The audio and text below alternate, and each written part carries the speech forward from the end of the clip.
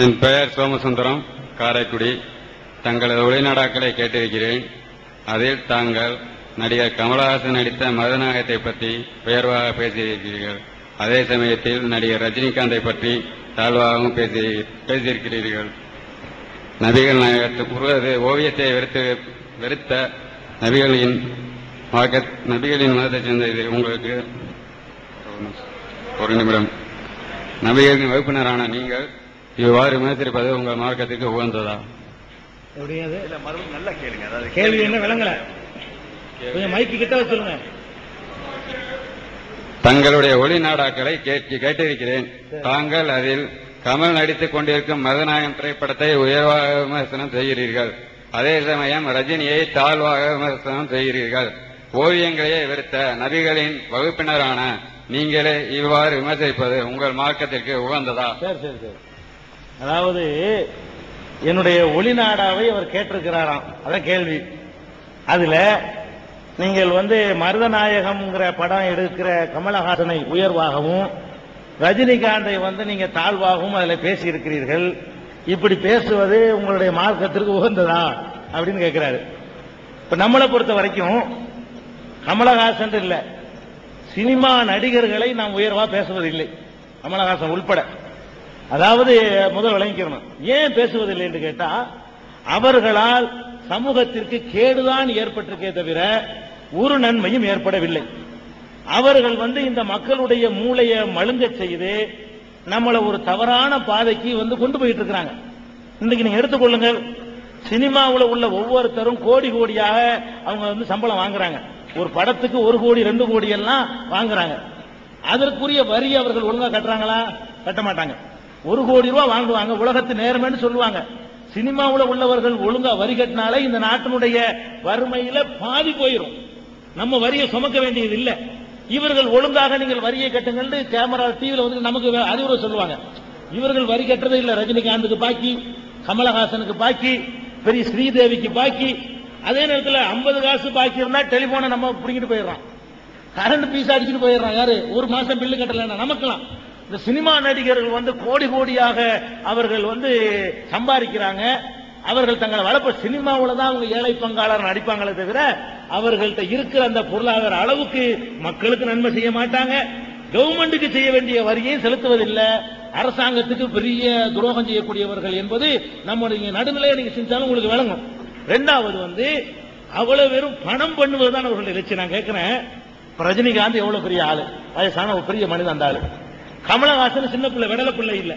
இவ்வளவு ஒரு முதிர்ச்சி அடைந்தவர்கள் பெண்களை தங்களுடைய படங்கள்ல எப்படி காட்டுறாங்க? எப்படி என்ன ஒத்துக்கிற முடியாத ஒரு அசிங்கமான முறையில க்ளோஸ் அப்ல தொப்புல மட்டும் காட்டுறான், அதுல அசிங்கமான முறையில காட்டுறான், 2 பீஸ்ல விட்டு ஆட விடுறான்.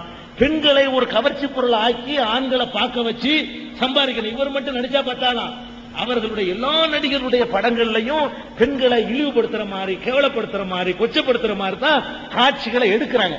அப்ப அந்த மாதிரி எடுத்து ஒவ்வொரு இதுலயும் அந்த நம்மளை சைக்காலஜிக்கலா வீழ்த்திக்கிட்டு இருக்கிறாங்க. இது தப்பு இல்லை, நம்மளும் இப்படி நடக்கலாம், நம்மளும் இப்படி நடக்கலாம். நம்மளே இந்த ஈவ்டீசிங்கிறானே காலேஜில், அது எங்க இருந்து வந்துச்சு? சினிமாவில் கற்றுக் கொடுத்ததானே, சினிமாவில் ஆரம்பிச்சதானங்க.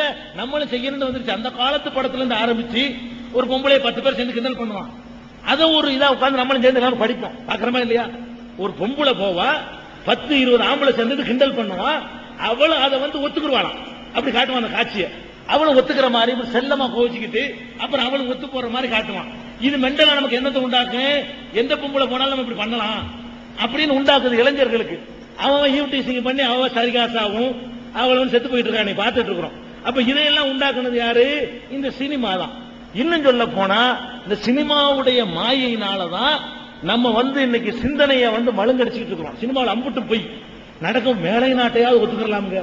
நம்ம தமிழ்நாட்டில் இருக்கிற சினிமாக்காரருக்கான இவன் அளவுக்கு நம்மளை கருத்தவன் நம்பவே ஒரு கடுகளவு மூளை இருக்குன்னு நம்ப முடியாது.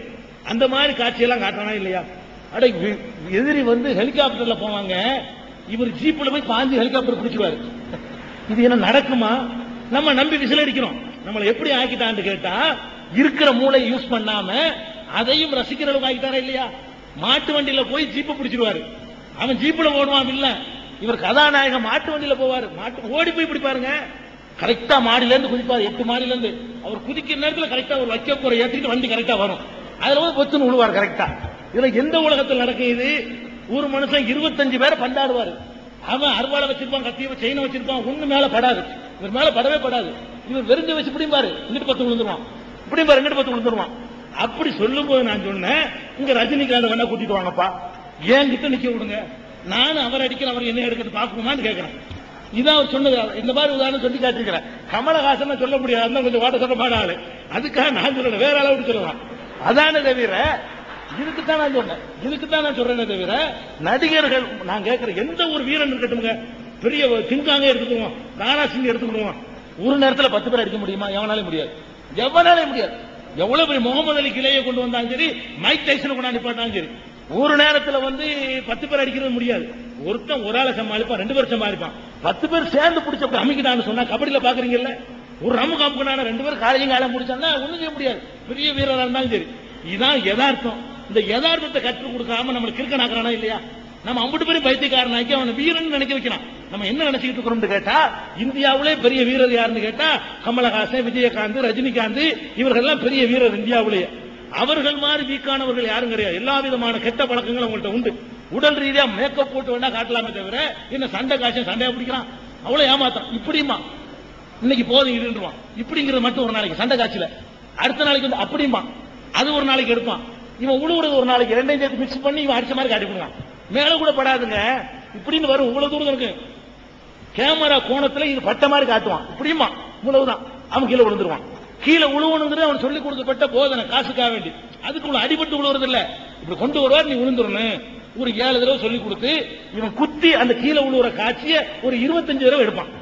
சூட் ஆகாது, 26 தடவை எடுத்தவன தான் ஓகே ஆகும். இப்படி எல்லாம் எடுத்து வைத்துக் கொண்டு வேகமா படத்தை ஓட விட்டு நம்ம எல்லாரையும் கிறுக்கனாக்கி போடுறாங்க 3 மணி நேரம். அந்த வைத்தறிச்சல்ல ஒரு கலாச்சாரத்தை கெடுக்கிறாங்களே, ஏமாத்துறாங்களே, ஹீரோவாகுறாங்களே, பெரிய தலைவர் நினைக்க வைக்கிறாங்களே, தலைவருடைய தகுதியா அப்படிங்கிற ஒரு இதுல தான் நம்ம செஞ்சோமே தவிர மற்றபடி நம்முடைய பார்வையில எம்ஜிஆர்ல இருந்து, சிவாஜில இருந்து, கமலஹாசன்ல இருந்து, ரஜினிகாந்த்ல இருந்து சினிமா துறையில உள்ள எல்லாருமே அரசாங்கத்தை ஏமாற்றி கொண்டுதான் இருந்தார்கள், இருக்கிறார்கள், இனிமே இருப்பார்கள். அது எந்த டவுட்டும் கிடையாது. இதான் நம்ம பார்வை. இது சொல்ற தப்பா? ஒரு தவறு செய்யறவர்களை தாட்சணியம் இல்லாம விமர்சிப்பது என்பது இஸ்லாம் கற்றுக்கிற பண்பாடு தான், அதுக்கு தான் விமர்சிக்கிறோம்.